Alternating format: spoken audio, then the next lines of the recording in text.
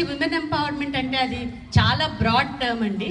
It's encompasses so many things. So basically, you know, it is very significant topic of discussion today in the developing and the developed countries and in the economics. It is a process. I believe that women empowerment ante it's a process of change where the person undergoes this change. It is you know, it is the ability of the women to enjoy their rights and also to benefit from these resources. So here it is, I can simply say that it's a can-do factor, like you're going from I can't to I can. So that is the whole process of evolving as a woman, and to empower yourself. As rightly said by the 44th President of United States, Barack Obama, that when women succeed, nations are more safe, secure, and prosperous. So I strongly believe in this. And so when everybody is talking about women empowerment, so why is it not happening on a mass scale? Why is this empowerment not happening?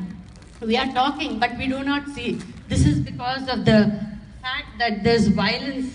It's a brutal reality that there's violence against girls and women. Every minute you see 2 girls and women being raped in South Asia. And every hour you see that 48 women are being raped in the name of war in Congo. And also in the United States, every day you see 3 women are being harmed or injured by their male partner. So if this is the rate how things are happening, then and also we see that there are more than 100 million girl babies are being killed, aborted and neglected simply because they are girl babies. And being an obstetrician and gynecologist and having practiced for many years, I strongly feel about this, because so many people who come, Dr. Garu, sex ఏంటండి చెప్తారా, అమ్మాయా అబ్బాయా, like, and I recently also I got a phone call saying like already the అమ్మాయిలు ఉన్నారండి, if I come ఇప్పుడు I'm pregnant again, so ఇది అమ్మాయి అయితే I don't want to have continue the pregnancy అని అడిగే వాళ్ళు కూడా ఉన్నారు. Being a mother, if you can say that, then how can anybody else behave towards your child? I would like to just talk about facts and figures. So మన ప్రస్తుతం Indian population 1.34 billion ఉన్నారు. అందులో 48.5% are women. So compared to the US here population, the entire US population is 303 million. అందులో 50% are women. So మన women force in India చూస్తే we are just double the population of entire US. So ఇంతమంది women ఉంటే we can really achieve something, right? So we need to empower ourselves. Empowerment ante it's not a word that somebody somewhere else will empower. It should start from within. It should start in your backyard. Intamandi women unna kuda population, why is it we are seeing that the literacy level is increasing, and education kuda women are doing increasing by leaps and bounds.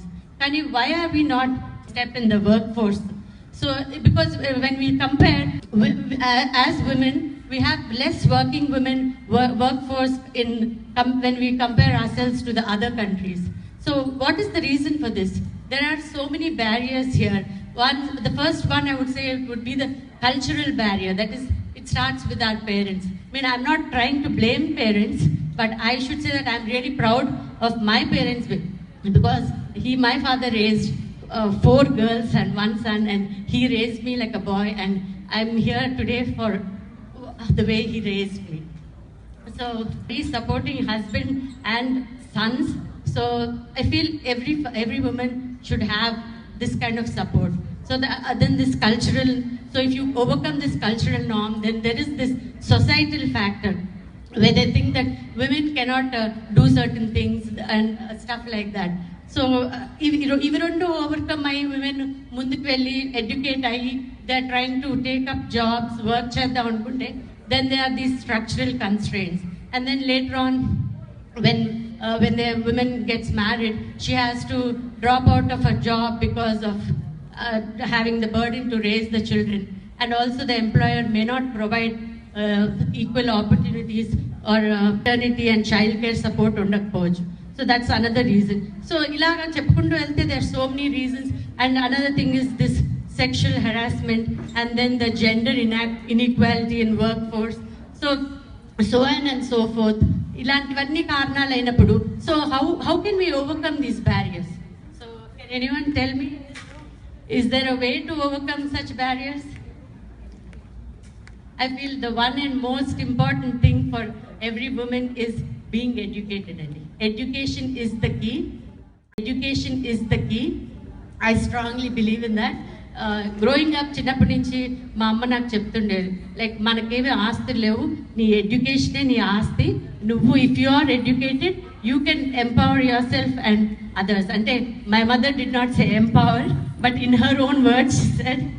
So I'm a strong supporter of that. So I feel that every one of you, each one of you in the room should first start with being educated, because by being educated you are so informed and you can know how to deal with yourself, with your kids, with the society. It changes the entire perspective. And the other thing is about the present 20th century, the internet ivanni raavadam valla. So I feel women have become more empowered by, you know, they're able to make use of this technology with the World Wide Web and like Facebook, Twitter. They're able to voice their opinions. You know, like baita, every woman inside her may have some ideas, feelings, but she may not be that confident or strong enough to come and express her views in public. But these media and internet and this present world, you can express your opinions by sitting at home, by going on Twitter, everything. So there's no feeling of the societal oppression here.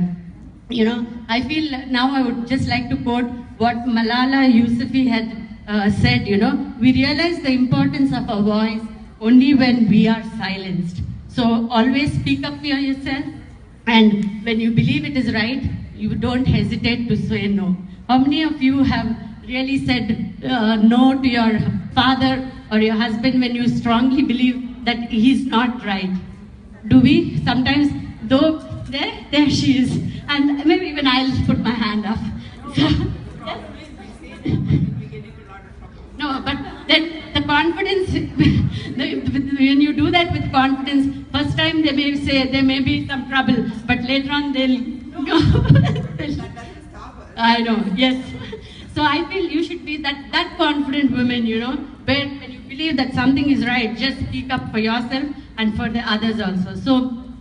So I just would like to conclude that the solutions to this is first the parental attitude, then the society's perspective. Everything should change. We should have more programs to educate women and how to deal with life and have more self-confidence, self-estimate and stuff like that. And also we would, by doing all this, we would bridge the gender gap in the workforce.